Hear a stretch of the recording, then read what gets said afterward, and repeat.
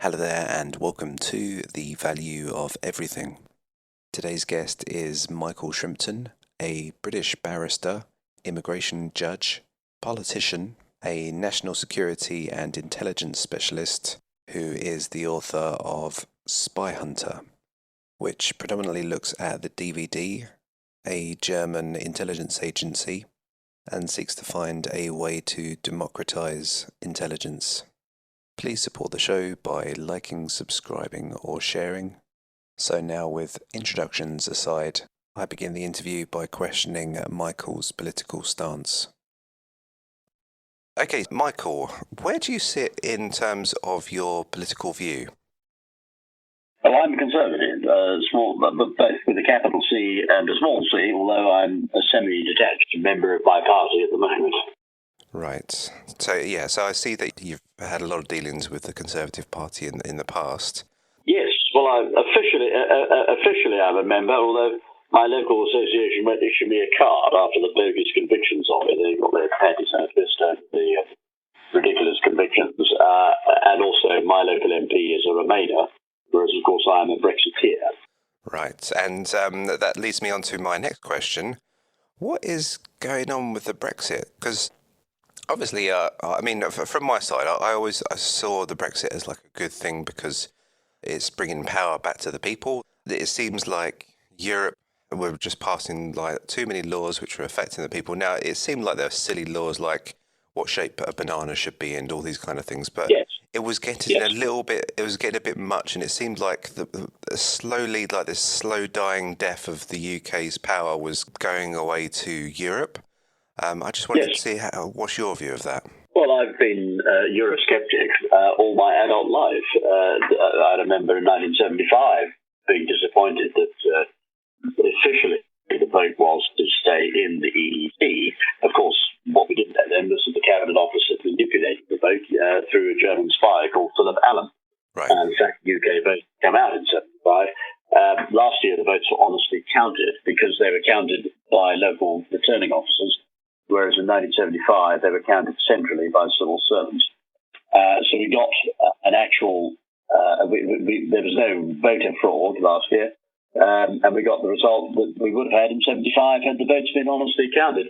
And it's absolutely marvellous for Britain.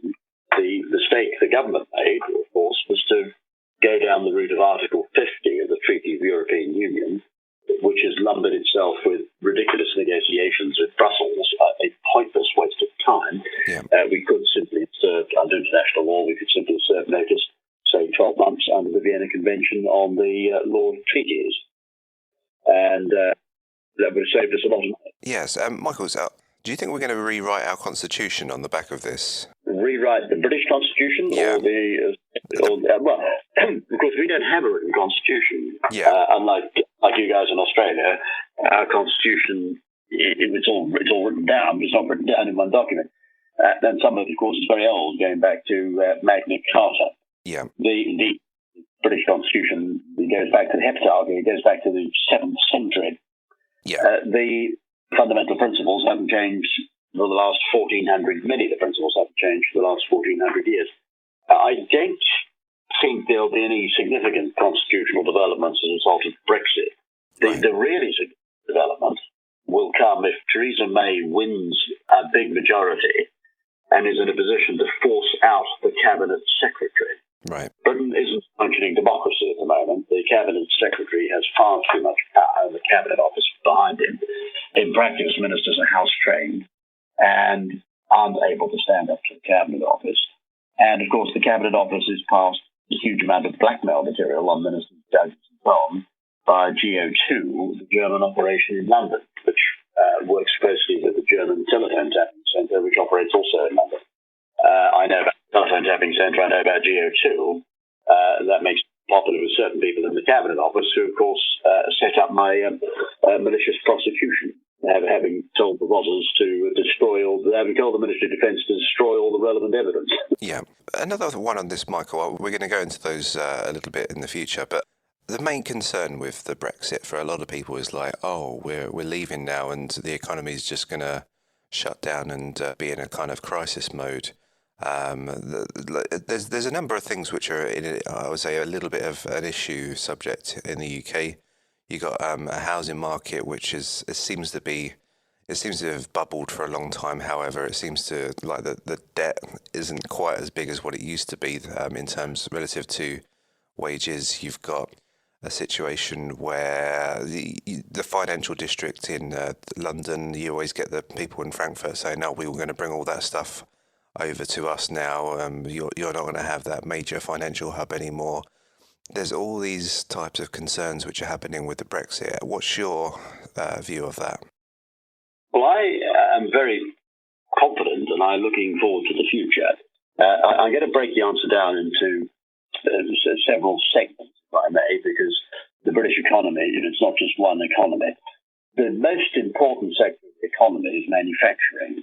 That's where the real jobs lie. And that manufacturing is going to get a huge boost. There is a massive deficit in goods with the EU27. It could be as much as £100 billion this year. The overall deficit officially is about £60 billion, but of course that includes a small surplus on services, and the export of goods is distorted by the Cabinet Office, which pushes out, along with the Treasury, bogus trade statistics. Yeah. 30% of UK exports roughly go to the EU26, that's EU27 minus Ireland. Ireland is a special case, and I'll come on to that in a minute. The way the Cabinet Office rigged the statistics is they count all exports to South Korea, Australia, China. So let's say we're exporting some Jaguar car parts to Australia in a container which goes via Rotterdam. That is officially counted as an export to Holland. Right. Therefore, it becomes an export to the EU, which is absolutely ridiculous. Yeah. So if a sensible Australian buyer has invested in let's say an XJ Jaguar, which is a very nice piece of kit, by the way, and I would encourage all Australian listeners to go out and buy a Jaguar if you can afford it. Yeah. Don't waste money on German cars. To count XJ bits going up to somewhere in Sydney, to count those bits as exports to Holland because they happen to be transshipped to Rotterdam is ludicrous. Yeah. And a lot of exports go through Rotterdam and Antwerp, are huge container ports. And you have the same, it's called the Rotterdam-Antwerp effect. Now, once you strip out the Rotterdam-Antwerp effect, you can see the true trade stats, and they're absolutely appalling. Once you leave the EU, we'll have tariffs at we'll have neutral tariffs at the common external tariff rate. For cars, that's going to be 10%. Cars are the most important sector. They are the largest sector of Anglo-European trade. Yeah. And that's going to be marvellous because although European importers will have to pay 10% on British cars going to Europe, they don't buy our cars. You don't see Jaguars on the streets of Brussels. You'd be very unlucky to be run over by a Jaguar on the streets of Brussels. You go to Brussels, all you see is Audis, Mercedes, Benzes and Kias and Volkswagens. You won't see one Jaguar from 1 week to the next. The good news for Jaguar, and I'm taking Jaguar as an example because they're one of our largest car companies. Yeah. Jaguar, and I happen to drive a Daimler, so I happen to drive one of the company's products. Jaguar will gain far more in import substitution sales than it will lose in export sales. The price of Mercedes-Benz, BMWs, Audis, Volkswagens, German junk will go up by not quite 10%, because the 10% will be on the wholesale value rather than the retail value of the car, but the price will go up by getting on to 10%, and that will boost Jaguar Land Rover sales in the UK at the expense of our community partner, the Holden. So that's all good news for manufacturing industry. So from the point of view of the British manufacturing sector, Brexit is very good news indeed. Services, probably will be able to look after themselves. Our services are very competitive, and there is no European single market in services. There is on paper, but it's not really functioning. It's unlikely that services will be greatly affected by a Brexit. Then we come on to agriculture, very important. Well, that's going to be absolutely marvellous. We're going to be able to dominate agricultural policy. Food prices will go down, and that'll be absolutely wonderful news for our farmers and our consumers. Less bureaucracy for farmers, cheaper prices to the consumer. And there should be a little bit more liberalisation of a lot of laws. Oh, yes. I mean, regulation is going to be marvellous news for business. EU regulation costs at least $75 billion a year. It's probably closer to 100. When the Treasury did a calculation internally in 2005, it was $50 billion for business, $25 billion for central and local government, including the National Health Service.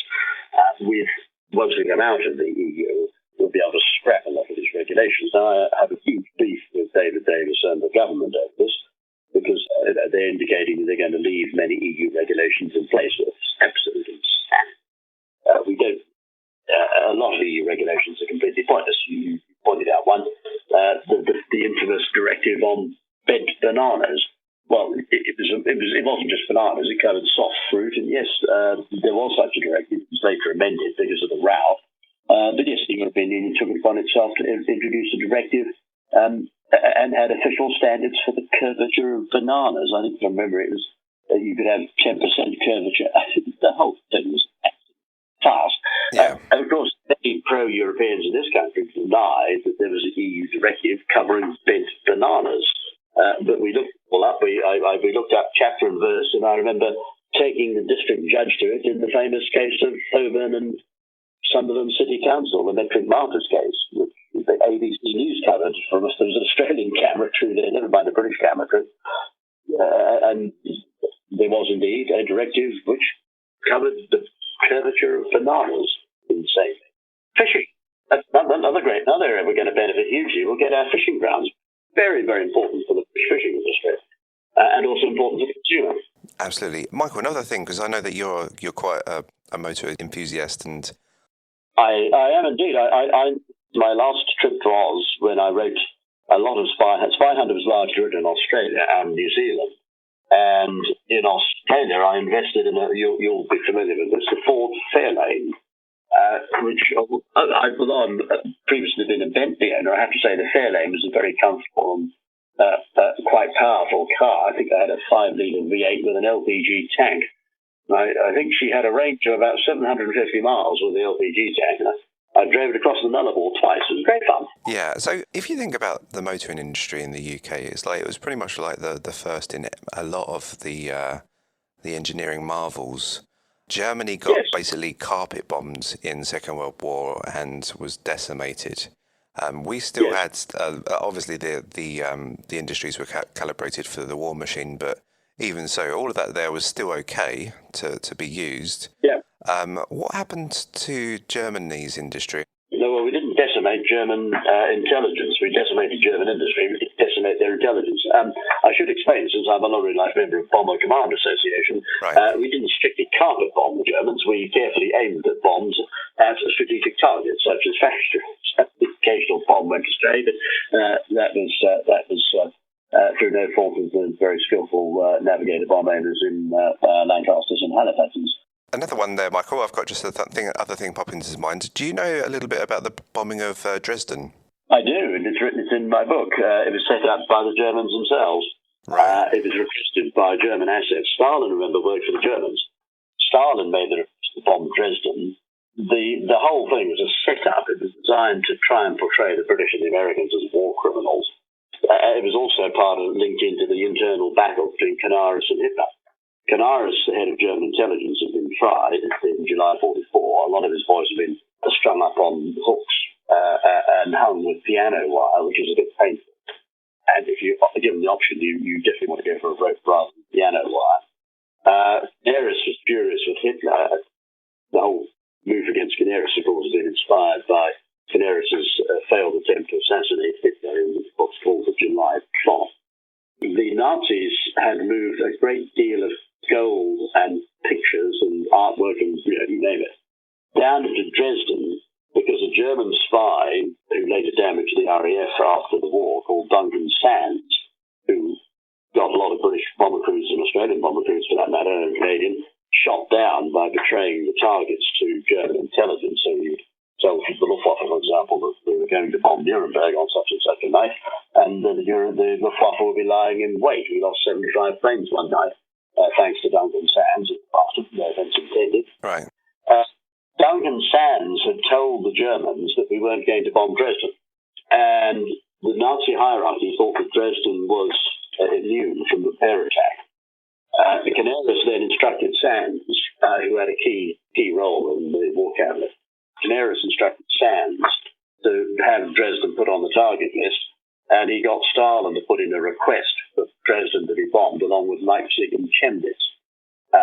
Leipzig and Chemnitz were added to the list basically to disguise the fact that the key target was going to be Dresden. As soon as Dresden was bombed, the Goebbels, who reported to Canaris, community partner Joseph Goebbels, who these days would be a supporter of the European Union, Goebbels then inflated the casualty figures by a factor of getting on for 20, and put out that 300,000 Germans had died, which is completely utterly ridiculous. So, do you think I've been indoctrinated by German propaganda? Yes, you have. Right. Well, Okay. indoctrinated. I accept that. You're really questioning the official German figure for the casualties of Dresden was ludicrous. The real figure, all three raids, the two British raids and an American raid, the key figure, the total figure for all three raids dead was probably about 80,000. Right. Okay. Well, this is the good thing about you, Michael. Every time I speak about a subject, you can open up a whole different world and perspective. I like to think I'm fairly better informed than the average barrister. And sorry, we just segued massively there, but about the industry as well, the German car industry versus the British car industry. What happened there? Well, the German. I should emphasise when I say I'm a barrister, I'm of course subject to suspension because of these malicious prosecutions. We're in the process of getting that cleared up. Yeah. It's always helpful if you're fitting someone up to get the right model hard drive. If you're trying to dump stuff on their hard drive, do get the right model. Yeah. The ROS is rather screwed up there. Coming back to industry, answering your question. The Germans targeted the British car industry. They had a number of different strategies. One was to use assets usually run through the Communist Party of Great Britain, which was under German control, not Soviet. Right. The Germans also had strong influence in Moscow. Is that not the Labour Party, or was it another party? The Communist Party of Great Britain was a Communist Party affiliated, a genuine Communist Party affiliated the actual to Moscow. real one, yeah. Okay. Was the Communist Party of the Soviet Union was a German front, because Germany had set up the 1917 revolution in order to win World War I and take Russia out of the equation. Communism is essentially a German construct, as I explained in my book Spyhunter. Karl Marx is a German agent, Lenin was a German agent, Trotsky was a German agent, so was Stalin. The Communist Party of Great Britain was infiltrated by German intelligence. It pursued a strategy of industrial disruption. So you had strikes being fomented by German agents, false flagged through the Communist Party of Great Britain. And a number of agents we now have been identified. For example, one was working inside British Leyland, and the idea was to improve Germany's prospects of selling cars in the UK by disrupting British industry. Yeah. Then you had mad decisions taken by managers who, in fact, were under German influence. One of them was Lord Nuffield. Nuffield was in charge of the Nuffield organisation during the war. He helped the German war effort at Cabinet Office request. Cabinet Secretary Edward Bridges was a German spy. Nuffield was rewarded with huge contracts. In fact, it ended up being made Lord Nuffield. William Morris made Lord Nuffield, made huge amounts of money, lived in Netherlands. That little bastard dreamed very, very substantial contracts for making tanks, many of which were completely useless. The strategy he followed was to make as large a number as possible of tanks which are as useless as possible in order to make the profits as large as possible. And this was all organised from the Cabinet Office, who were largely in control of the Treasury, who were in control of the contracts. And we had a similar strategy after the war of deliberate sabotage, deliberately bad decisions taken in order to sabotage companies usually in exchange for fat contracts, military contracts, you know it. Yeah. And always with the cooperation of the Cabinet Office. The classic, many Australians will remember the Triumph Stag, wonderful car. The Stag was designed with an engine that wouldn't work.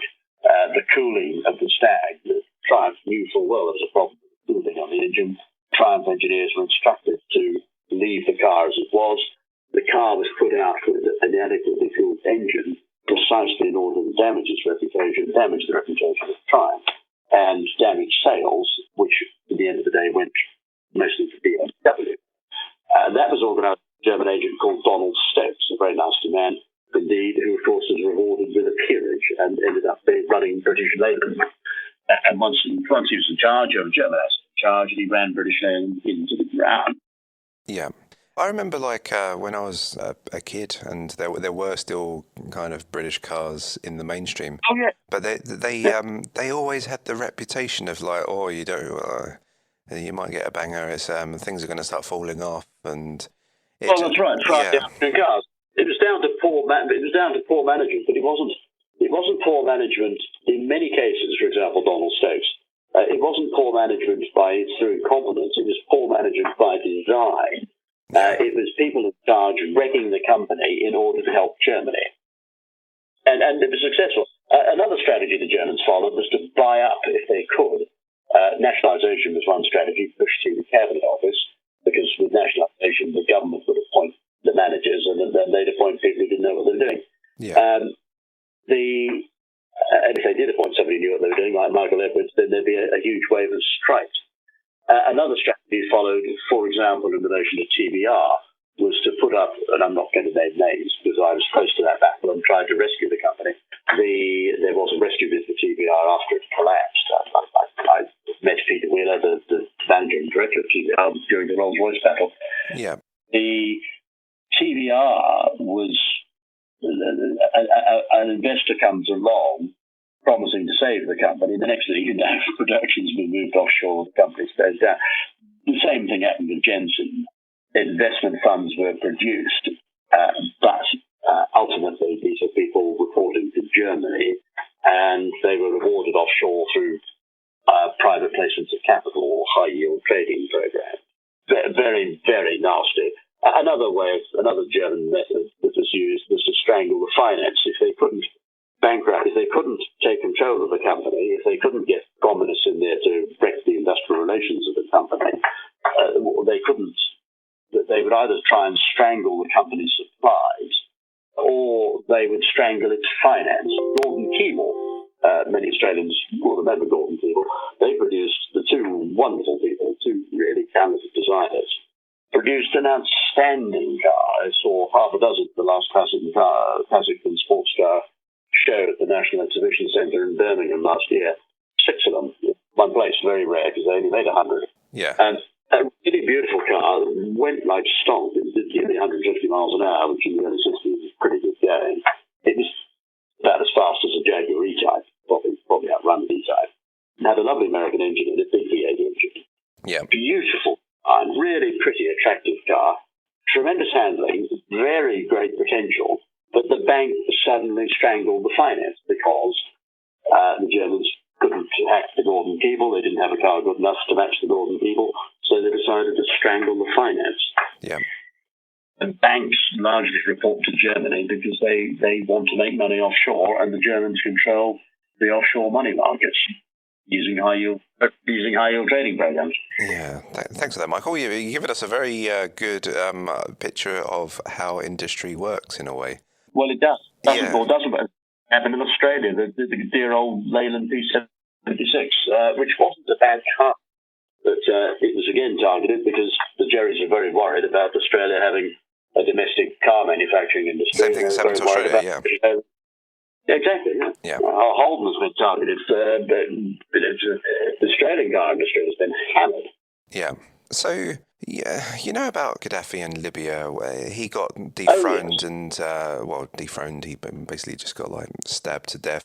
Well, he got whacked. He got whacked because nobody listened to me. I was out in New Zealand, I think, when Gaddafi got whacked, and I could see what was going on.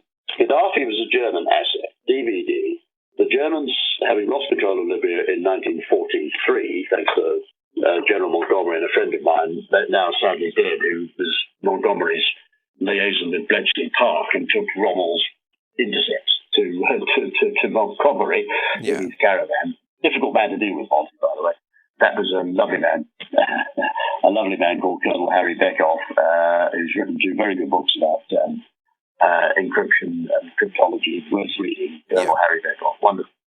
Died at the age of 101 2 years ago. The prison wouldn't let me out to attend his funeral, which is very upsetting to me. Now, thanks to Harry and Monty, we cleaned up, and with the help from General Patton, we cleaned up the Jerrys in North Africa and the Itais, and our community partner Rommel had to go back to Germany, and we liberated Libya.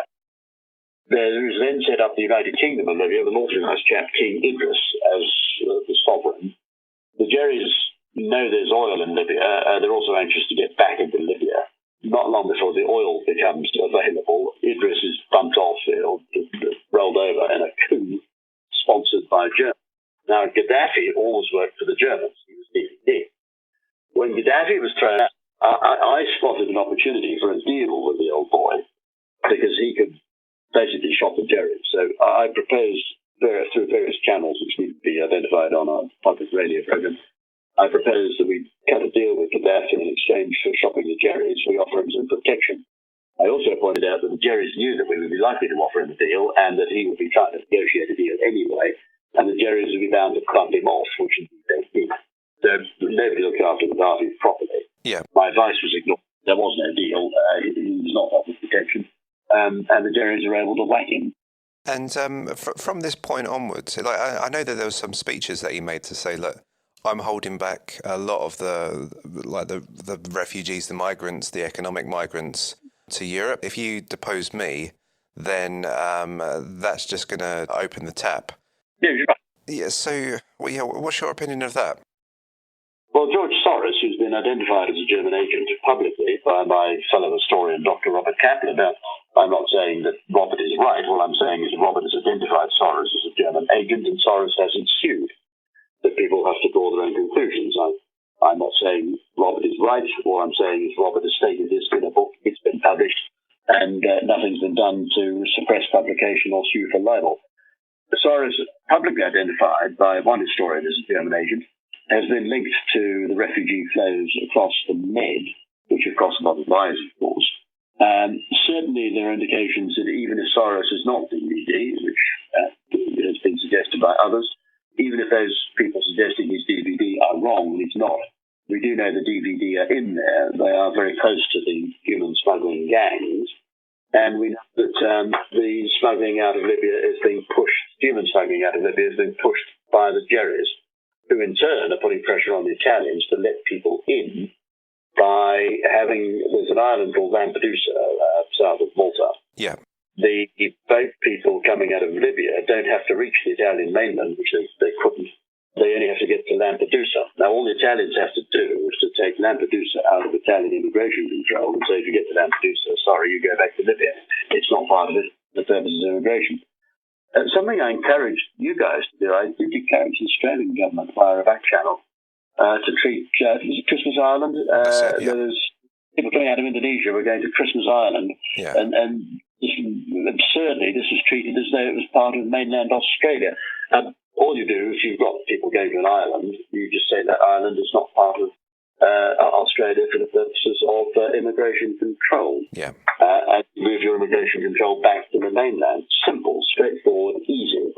But, of course, that wasn't done in order to encourage flows of babies, asylum seekers, and the occasional genuine refugee to Australia. The Italians have the same problem. The Germans won't let the Italians pull Lampedusa out of Italian immigration control. Yeah, so for this one, I have to ask you this question, because if the DVD is behind opening up the tap and creating a migrant crisis, this affects Italy, it affects Germany as well, and potentially destabilizes the political environment. So, obviously in France, massively it's happening in France, the UK to an extent, but it also happens to affect Germany.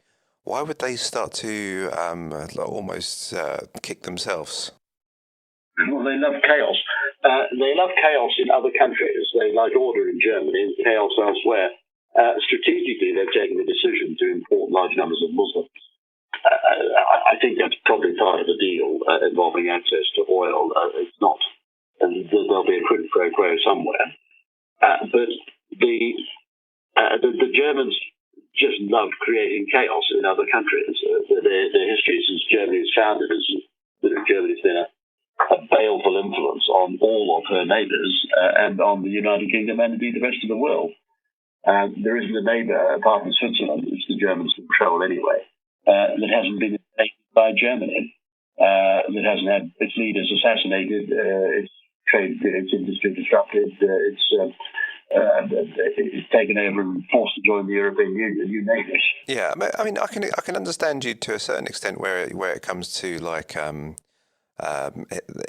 Germany being like the financial powerhouse and industrial powerhouse, and it's using its power to get the low currency exchange so they can export their goods for cheap prices. But the Germans are master currency manipulators. Yeah, this is one of the reasons they were successful after World War II. It was one of the ways the German industry thrived. Offshore high yield trading programs, so lots of cash for German banks to lend to German companies, but also currency manipulation. Exactly. Yeah, but this destabilization idea, whereby you're getting all these migrants come in, you're going to get France potentially going into like a very far right nationalistic political perspective. They turn into the they get rid of the euro, get into the franc. They say up yours to the European model. How does that benefit Germany? Well, it doesn't. If France breaks free, it is a disaster for Germany. The Germans are very good at shooting themselves in the foot. They did it when they invaded Poland, and they did it when they invaded Belgium in 1914. The problem the Germans have got is they're constantly on the move. They're a bit like the Borg in Star Trek. They're always trying to assimilate. And they invariably bite off more than they can chew. In France, they have triggered massive resentment against the EU and against Germany. And we see Marine Le Pen, unsurprisingly, in the final round of this week's election. But, of course, the jury's anticipated that. And we suddenly find a centre party being created out of nowhere, always a sign of German intelligence manipulation. They did it in Australia with a party called the DLP, and did it in England with a party called the SDP in the early 80s. Yeah. Set up by a German spy called Roy Jenkins, who I helped spot.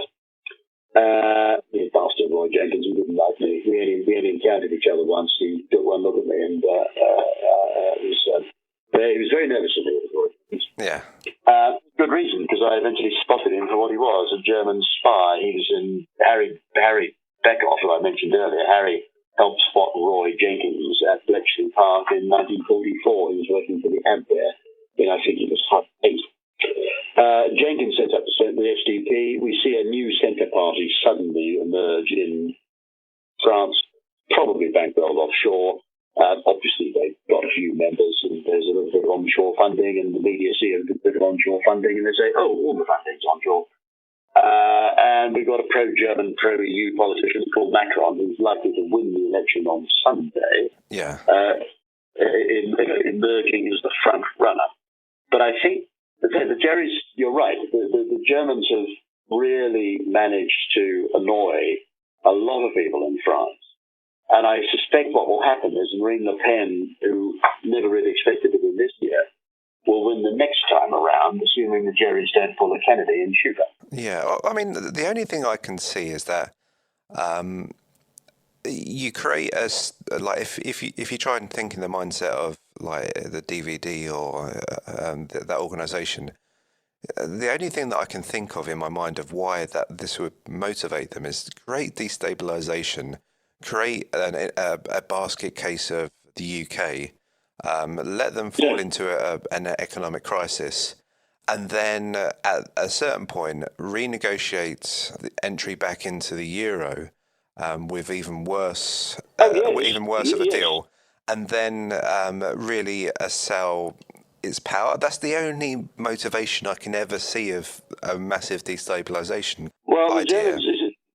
This is the problem. The Germans really don't understand economics. They don't believe in free trade. They don't believe in free markets or free enterprise. They don't believe in freedom, full stop. And they don't understand and have never grasped that the best way to have countries flourish is to allow them to trade freely with each other with as few restrictions as possible and to trade with each other in good faith. The Germans, and to create stability so business can prosper and people can invest in confidence, the Germans just don't understand it. They've always tried to control. They don't believe in free trade. They believe in taking over countries. If they can't invade them, they set up the European Union. And it's as a strategy, it's a failure. Germany would be far more prosperous and far more peaceful had she concentrated on good relations with her neighbours and building up trade in a peaceful Europe instead of trying to dominate. She would have been the biggest power in continental Europe in any event. Yeah. Instead, it was just two wars of aggression which destroyed Germany, or certainly inflicted a lot of damage on the homeland. Yeah. And it ends up shooting itself in the foot. Now, they've shot themselves in the foot with the European Union. The European Union has strangled the economies of Western Europe, allowing China to forge ahead. The European Union hasn't done Western Europe much good, and a lot of Germans are starting to realise it hasn't really done Germany that much good either. Yeah. I want to just move on to a man, Enoch Powell. Oh, lovely man. Yeah, I did a podcast presentation of the man. Yes. And I noticed, like when I first embarked on him, it seemed like I was talking about a very dark stage in British politics. I remember when Parliament spoke about him once, they're like, "Oh, do you want to bring it back to the rivers of blood speech?" And as I investigated him more and more, I mean, he was a generation before me, so it didn't quite connect as much. I realised there's a lot of he's a very valid man in a lot of ways. I noticed this rivers of blood speech. He was quoting different elements of his community, and it was a little bit hyperbole based, trying to really sort of arouse the British interest. But at the same time, I can understand where he was coming from. I just wanted to get your view on that. Yeah. Well, he didn't use the expression rivers of blood. He was quoting Tacitus from memory. Yeah. But he didn't actually use the phrase rivers of blood. That was used. Enoch was set up. The speech included a Latin quotation. Enoch only moved to English at the suggestion of the chairman of the meeting, which was held up in his constituency in Wolverhampton. The chairman of the meeting, instructed by Tory Central Office to get Enoch to change the speech from Latin to English. Enoch, who was a pacifist, translated the Tacitus, I think it was Tacitus, he was telling it was somebody else, but he translated the original Latin, which was to do with curbing of much blood. The phrase rivers of blood wasn't in the original Latin quote. Yeah. It would have been much better. He confused matters by speaking in English. It would have been much better to have left the Latin, and then everybody would have understood that it was an historical allusion. The Central Office, who were were very worried about Powell, because Powell was a potential rival to Heath, could have been a brilliant Prime Minister. The Central Office arranged for the media to turn up, and the media, the phrase rivers of blood was a media invention. Yeah. Poor old Enoch's career was finished. He was portrayed as a racist, which was very unfair. He was actually a very nice man. Enoch and I got on very well together. He was a charming man. I used to send him a Christmas card every year, and we would exchange thoughts and papers. Not hugely. I didn't get to know. He was quite elderly by the time I got to know him. Yeah. I got when I was chairman. I was involved in Bruges, but I later became chairman. Margaret Thatcher was the president, and Enoch came along to speak to us. I think I was either chairing the meeting or I was on the panel, and that's how I met him. And we got on well. He's an awfully nice man. Well, I noticed just in the interviews. Very intelligent. Yeah. He it was a really interesting way. I noticed that he was debating.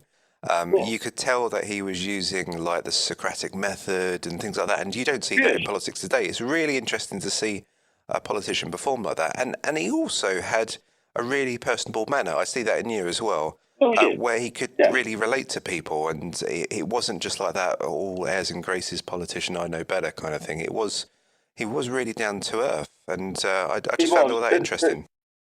There's a lovely anecdote. A nice black lady wrote a letter to us for a newspaper, which that's the Telegraph, defending him from the charge of racism, and said that she'd been serving the drink. She was a waitress at an event in the House of Commons, and all the other politicians just took the drink and didn't want to say hello to her. And the only one who talked to her was Enoch Powell, because he was genuinely interested in people. He wasn't a racist. He was very brilliant. Germans targeted him and smeared him as a racist because they feared him. And they feared him because of his intellect. He was the smartest MP in the Commons afterward, too. By the end, he was the only MP in the House of Commons with a brain. And he was a potential Prime Minister. That would have been a very good one, too. Yeah, interesting. Interesting of the opportunity lost. Yes. So, just want to get your views of the situation you're in now. Because obviously I've listened to a lot of the past interviews that you've spoken. I do apologise. I haven't gone through all of your book just yet. If anybody can search it out, Spyhunter. It's been a very well regarded book. Just the picture that you paint in relation to the DVD and espionage, and there's like cells within cells. Power's been pulled away from Britain, and there's all these different problems that occur. Do you have faith in British politics? Can it revive itself, or do you think that it needs to have a reformation of a kind? I'm optimistic. I think Theresa May, who I didn't support last year, Theresa, having survived a German assassination attempt, they got an ISIS terrorist to try and cut her head off. Fortunately for us, he was so nervous that he lost control of his SUV on Westminster Bridge, and he ran down some pedestrians instead. So he knocked over a few pedestrians instead of killing the Prime Minister. But I think, having survived a German assassination attempt and be like me, I think Theresa May's attitude is hardened. She then turned around and called the general election, which has really skipped the Germans. And I think there are signs that Theresa May could be quite a reasonable Prime Minister. She's not going to be brilliant. She's certainly going to be a lot better than David Cameron. Yeah. And also that matter, Tony Blair. And the fact that Germans wanted to assassinate her is very encouraging, because if Germans want to assassinate your Prime Minister, you won't hang on to him more. Yeah. You guys lost the Prime Minister. The Germans and the Chinese set up the assassination of Harold Holt. Yeah, I remember that. I remember listening to that. Yeah. Interesting. I was in Australia at the time. I can remember the shock. Yeah. So he was kidnapped by the Chinese on a Chinese submarine. The old kidnap the Prime Minister while he's scuba diving with a bunch of frogmen tricks. Yeah. Now, I just want to ask you something that's obviously happening in your life at the moment. Is just with, and obviously you're very educated in law. When somebody can just burst into your house and plant evidence on you, do you think that there's a problem with the law there? Because essentially there's not a complaint been made by anybody else externally. It's just by the authority that can just assume this penalty against you. So what's your view of this? If you can give me a legal sort of idea of it. We need to break up the Cabinet Office. The Cabinet Office control the police. The Cabinet Office control the Crown Prosecution Service. We need to put proper chief constables back in charge of police forces. We need gentlemen to run police forces, retired army officers. Get the idiot civilians out of there because they disreport to the Cabinet Office.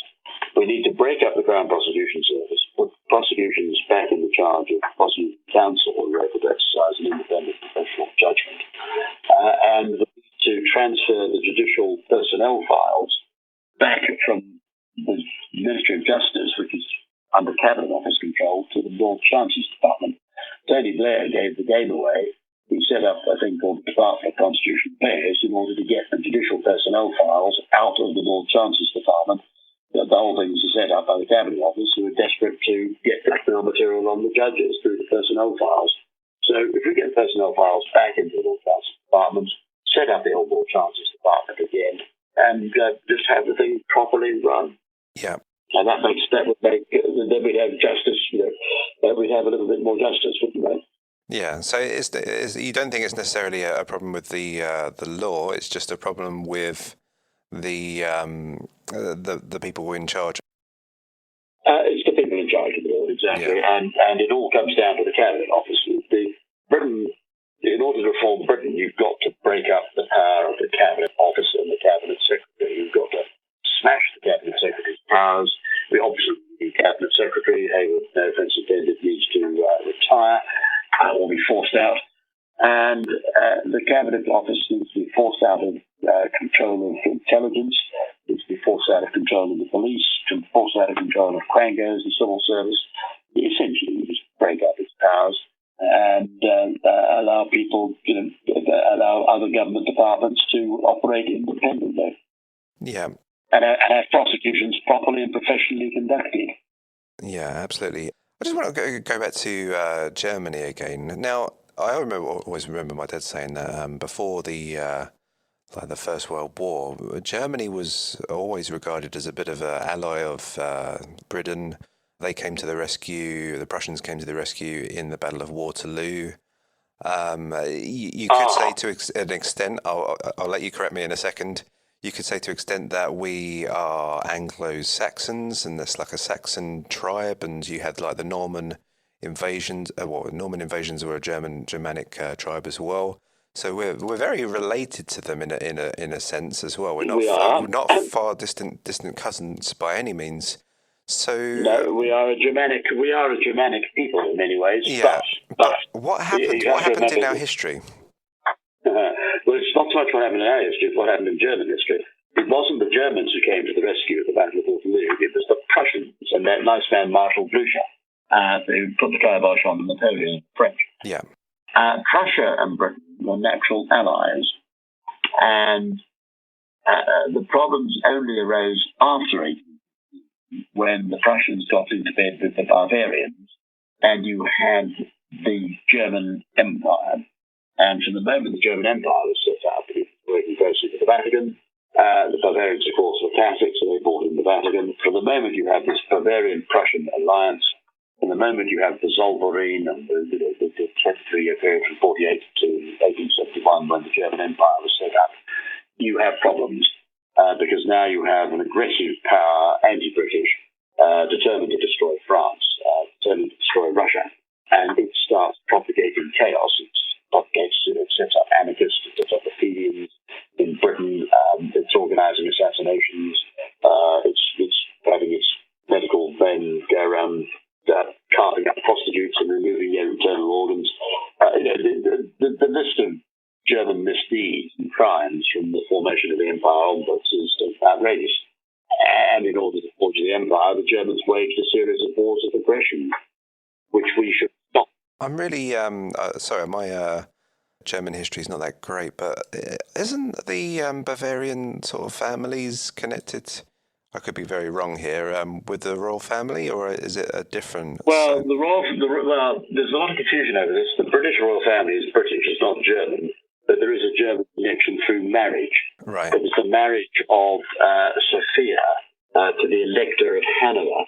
So the Hanoverian connection, again, it's not a German connection, it's Hanoverian. And the Hanoverian is quite nice. Your Hanoverian tends to be a gentleman jury.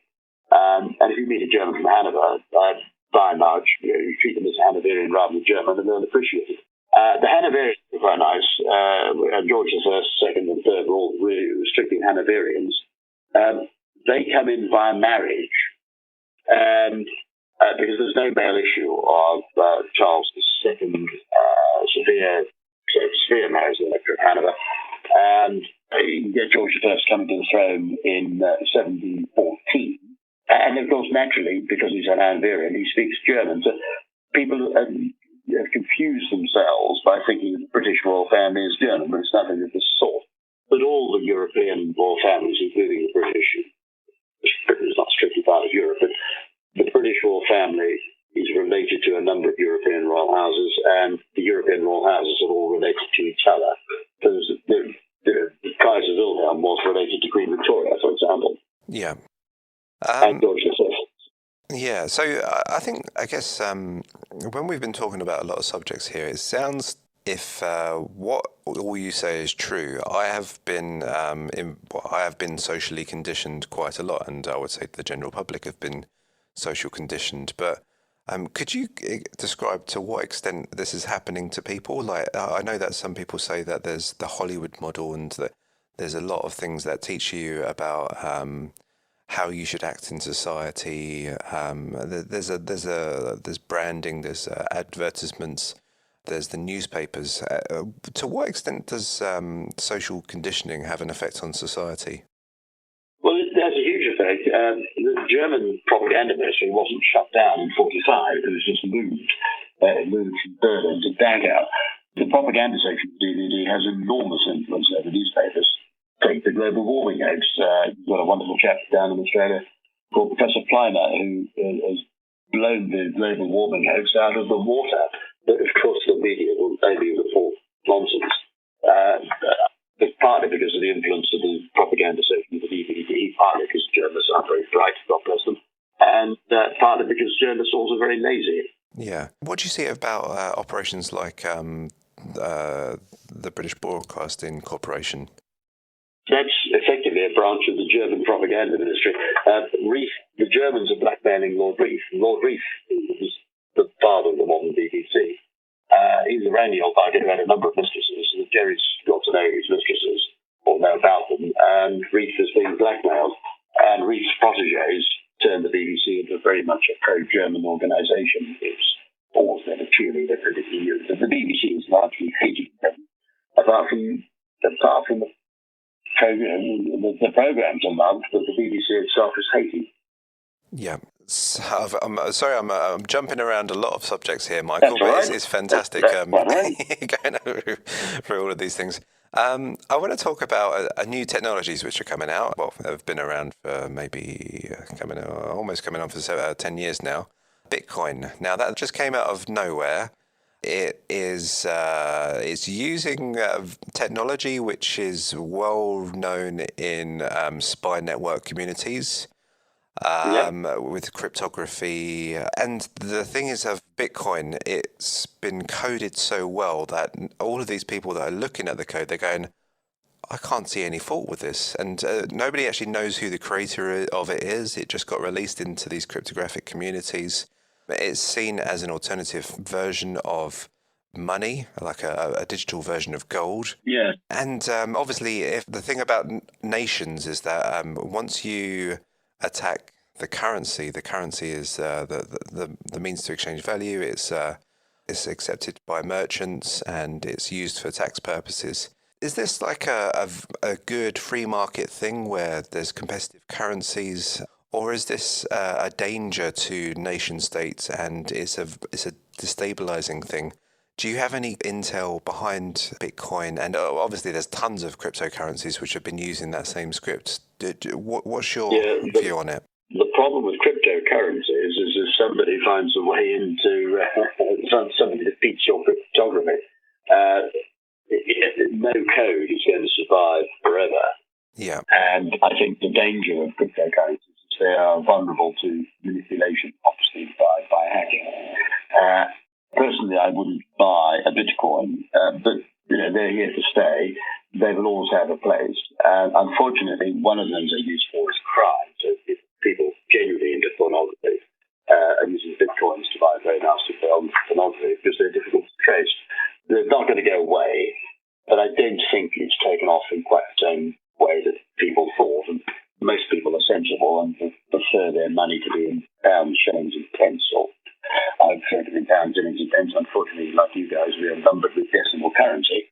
But I prefer. I'd give me a £20 note in my wallet any day rather than Bitcoin on my hard drive. Yeah, well, it's interesting. You don't think there's anything malevolent behind the system, though. Well, I don't think there was anything malevolent in the invention of it, but there is certainly malevolence in the use of it. So a lot of people would view cryptocurrencies as a means to decentralized authority. Obviously, a lot of people see corruption at every level, which happens in British politics. And a lot of people say that maybe if we can get the power out of the hands of these people that could be corrupted and by even the DVD or whoever, and bring the power back to the people, maybe have it as like a system where people can vote, maybe having systems where there could be bid contracts which are fully transparent. When a government builds a new road, it doesn't all happen in a backhanded kind of way. It's open to the public. It's a distributed ledger which everybody can see. Do you see ways of this technology of decentralizing have an effect in politics in the future, or do you think that power should be held in the hands of some people, like in the Plato view of the philosopher kings? You get a few bright people. If you get the power in the right hands, then the system can work quite well. So, what's your opinion of that? Well, Plato is wrong. The problem with philosopher kings is that you concentrate power in the hands of a few people, it always ends up as a few bad people, not a few good people. Yeah. Plato was a little optimistic about human nature. Yeah. I'm a great believer in democracy. I'm a great believer in that power being distributed. And I think the answer lies not in technology, but in good counterintelligence. You need to understand who is doing the penetrating, where is it coming from, how are they doing it, who are their key assets. In Britain, the key is to breaking up the power of the Cabinet Office. It all comes down to the Cabinet Office. The Cabinet is not run by the British government, it's run by the Cabinet Office. We need to break up the power of the Cabinet Office. Until we do that, we will not have a functioning democracy. Now, it's interesting you should mention contracts. The Cabinet Office has a thing called the Major Projects Office. All major contracts, for example, HS2, the idiotic high-speed railway that nobody wants. Yeah. Apart from the HS2 project is run out of the Cabinet Office, and that does create opportunities for funds. And it is rumoured, if I put it no iron, that it is rumoured that overseas bidders for HS2 contracts are allowing a certain percentage on top for funds in the direction of Whitehall. And we have the same problem with the defence contracts. But you need to identify who the rotten apples are, and you need to get them out of the barrel, if I can use that method. Let the good apples flourish. So, Michael, with all of these situations which are happening with intelligence agencies, for a bystander who hears you talk, it sounds like they're pretty helpless. They can't do anything. They can't speak to their politician or anything about this. It's just a case of us just sitting back and hoping the right secret agency wins out. I mean, is that like it's so helpless in thinking in that way? It's partly why I read Spyhunter, because backing the DVD inside the intelligence community is hopeless. The intelligence community is powerful enough. The Spyhunter was written to democratize intelligence. Right. The intelligence is speaking truth to power. In a democracy, power ought to reside with the people, and intelligence is effectively giving the truth to the people. But Spyhunter is about giving the truth to the people. Armed with intelligence, then people can do things. They can influence MPs, they can influence journalists, but they need to know what's. But if it's all done in secret, the traditional British approach is to have everything done in secret, well, we just keep getting habit. Yeah. In your view, I know that this is something that you excel in, is what should be the principles of a secret agency, and and how open and transparent should it be with the public? I think the current director of MI5, Andrew Powell, in respect, has struck the right balance. Obviously, a secret agency or intelligence agency can't operate entirely transparently. It has to keep secrets, and it has to protect its sources. But provided that that is done, then it is much better in a democracy that the intelligence agency is open about what it's doing. It's certainly, you don't want black agencies like the BBC. MI5 is a good example. It operates now out in the open. It has a statutory framework. It's no longer a secret agency. It's accountable. It's got a good director. And it runs according to strong internal ethics. And it's now much better than it was at weeding run by a German asset for a large part of the 20th century, the German spy called Captain Kell, and another German spy called Victor Rothschild, a friend of mine, sadly now dead, who used to write for the Daily Express. It's a lovely name, Chapman Pincher, a real gent. Victor was a German spy and MI5 and did a huge amount of damage in World War II and afterwards. Yeah. The intelligence agencies have to be wary of the bad guys. They have to root out the double agents inside the agency. But in a democracy, they should function, like MI5, openly, transparently, insofar as they're able to, and in such a way as earns the confidence of the public, and not get involved in assassinations or dirty tricks. And always understand, as I think Andrew Parker does, I think he does understand, we have mutual friends. I think he understands the role of intelligence in any society is to speak truth of power. Yeah. Whether it's a democracy like Britain or an intelligent state like Germany. If the intelligence agencies do what the CIA often does and distort intelligence for political reasons, those making the decisions are operating blind. That's what the cabinet office do. They distort, they control the joint intelligence committee machinery, and they distort the intelligence for political reasons. Yeah. Now, somebody that's got a very libertarian kind of perspective, they would say, well, these secret agencies, they've got the power of life and death over whatever subject they choose, and you've got the government operating on the side of them as well. They really, in some way, they have a lot more power than the actual government. We know that there's assassinations which happen in society as well. So in theory, the whole mantra of an agency that's got these powers is basically like it's an army, but a secret army, basically. Now, isn't that dangerous? Well, it certainly is if you appoint the wrong people and you have inadequate oversight. Yeah. What you need to do is appoint the right people, have the agency operating in the open, and you need to have adequate oversight arrangements in place and good internal, external oversight from Parliament, in the case of the UK, and good internal oversight through lawyers. Former MI5 chief lawyer, I bumped into a couple of times. Very, very good. They actually got quite good lawyers inside MI5. In terms of assassination, that's essentially a German tactic. David Kelly, that's an example, bumped off by GF2. Assassination is essentially a German tactic. It's not a British tactic. Previously, I think, and when we do it, we tend to copy it out. Yeah. Like Lord Mountbatten, we asked the IRA to do the job. Of course, the boys ever did it, and blew up a kiddie as well as Lord Mountbatten. It's just ridiculous. They're only sort of like Michael Caine in the tapping job. They're only supposed to blow up Lord Mountbatten, but they don't blow up anything else. I'm going to move the globe over, and we're just going to look at a different part of the world very quickly.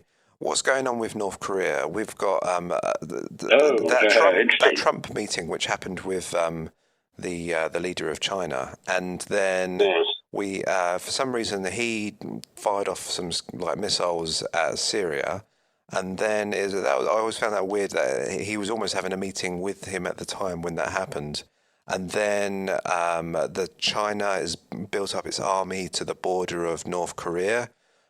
Trump is moving in all of his ships into that area as well. He's talking to Turnbull right now on the anniversary of a lot of the Anzac operations, the naval warfare. And this is becoming a lot of hot property right now, the China seas. What's your view of this? Well, I wouldn't have started from here. Everything went wrong with the Korean War. Eisenhower was working for the Germans. The United Nations is set up by German intelligence, is under German control. And of course, once you get the UN, you get chaos and disaster. But the Korean War was run very, very badly. The Americans should have hung on to MacArthur.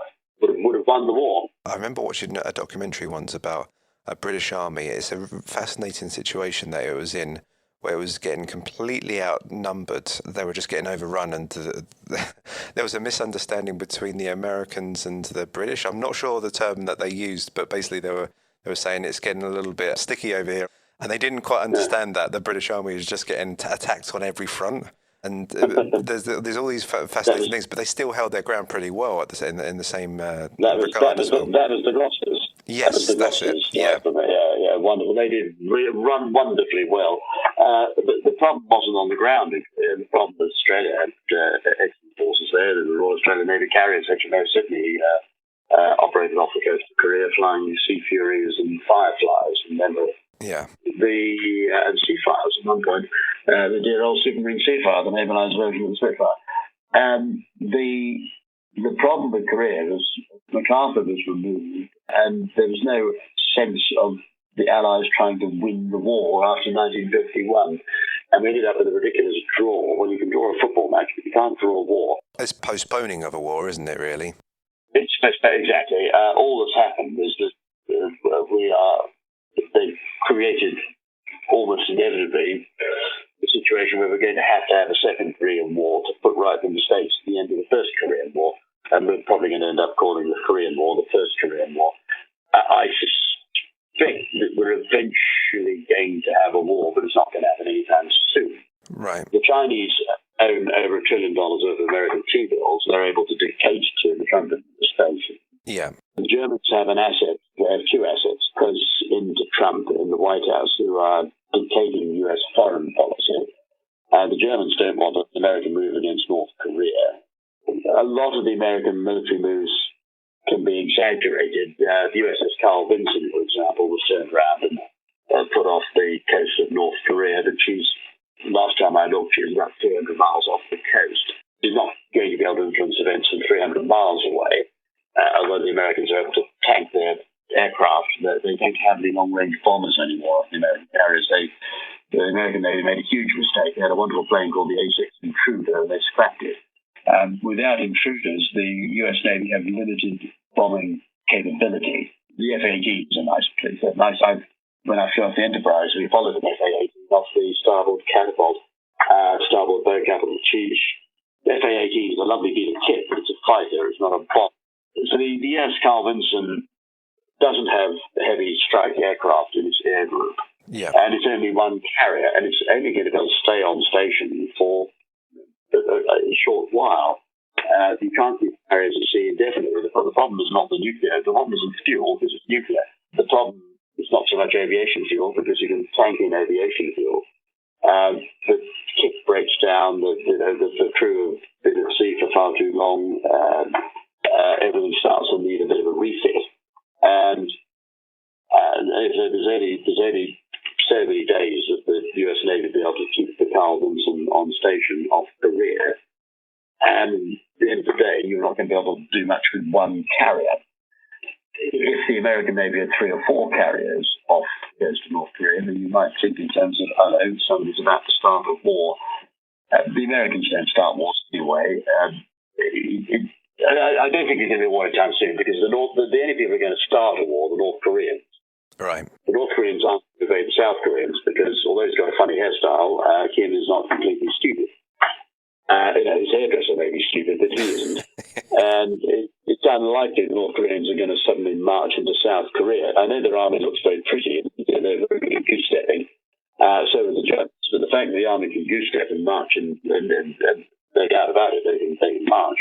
The fact the army can march on parade doesn't mean necessarily they can march Seoul. Yeah. So, obviously, my mind wanders as well, and I just wonder that Trump is like the big deal maker, isn't he? And I just wonder if he's spoken to the Chinese and said, "Look, you've got North Korea below you. It's a bit crazy down there. Don't you want to extend your territory? And then we can have a border side to you with South Korea." He's got his army sitting down there. Is that a possibility? Are they saying, like, let's work as a team and just sort out the North Korea problem, or do you think that's not probable? Well, I think Trump's done a deal, but I think it's more to do with trade. The Chinese have obviously got clearance to continue dumping goods on the American market. Yeah. Trump is not going to do anything in terms of tariffs against Chinese goods, which is bad news, because that means the trade deficit will continue with China. In exchange for the Chinese putting heavies on Pyongyang, so yes, there has been some sort of deal between Donald Trump and the Chinese kingpin Jinping. Yeah. There are, however, disputes in the intelligence community as to how much Jinping is actually in control in Peking. We saw the Malaysian airliner MH370 shot down by the Chinese Navy as part of a huge internal battle. And it's a mistake to think of China as either a democracy or indeed a country that is stable. There's a massive dispute with China. There has been over the last couple of years. The four people on MH270 got caught up in that, and so Chinese stuff whacked them. Incidentally, I managed to save the Australian taxpayer about $300 million, I think, because I back-channeled through the Tony Abbott that the whole thing was a failure. He needed to tone down the search, which he promptly did, having verified with the Malaysian Prime Minister that the MH370 was on the bottom of the South China Sea. There's a big issue in China, so who's in control of Peking? Jinping's in control of the government, but he's not in control of the PLA, and he's not in control of Chinese intelligence. Right. The PLA are close to the North Koreans, and so are Chinese intelligence to go and go. Jinping obviously doesn't think much of Kim, but certainly there's uncertainty as to the extent to which President of China is nominally in charge is actually in charge. I certainly don't see a Chinese move against North Korea, and I don't see any annexation by China of North Korea. The problem is, what you want in Korea is what should have happened at the end of the Korean War, which is a democratic, unified Korea. The only way that's going to happen is if the North Koreans start a war and lose it. It will be a conventional war. Has the DVD got any involvement in Asia? Oh, yes. I mean, the DVD set up North Korea. The Germans, in the Korean War, the reason the MiG-15s or the North Korean Air Force were not able to fly south of the Yalu River, they certainly were able to fly over South Korea, and there was a big issue about flying south of the Yalu River because they were flown by German pilots. And the Jerrys were very anxious not to have any of their pilots captured.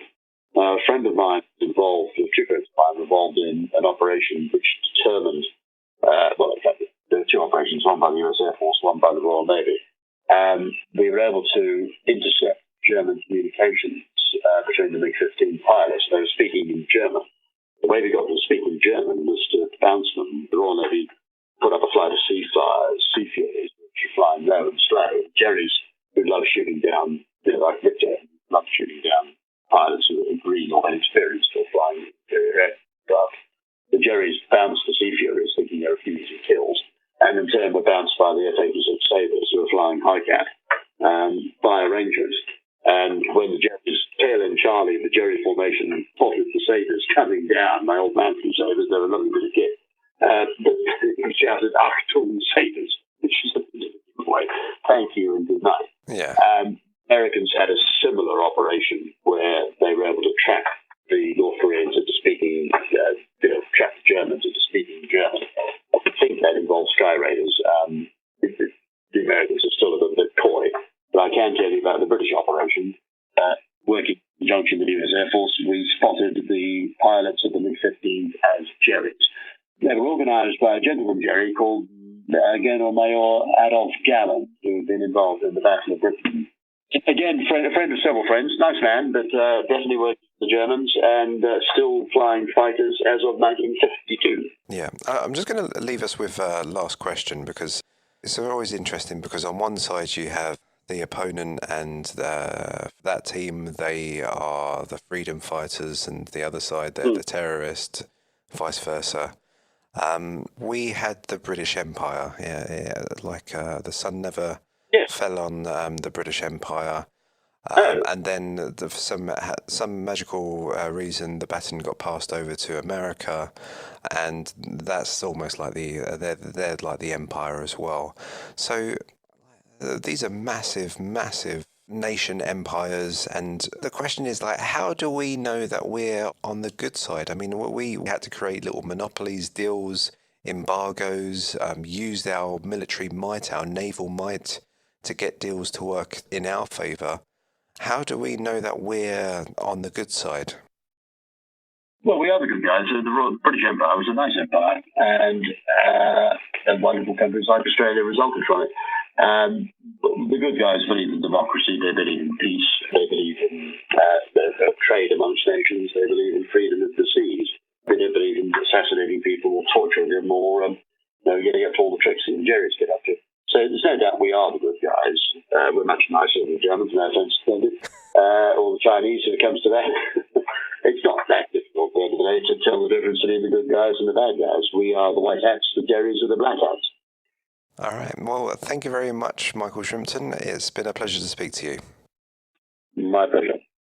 Thanks again for listening in. If you are interested in the DVD and espionage, I do recommend checking out Michael Shrimpton's book, Spyhunter, The Secret History of German Intelligence, which is available on Amazon. Thank you.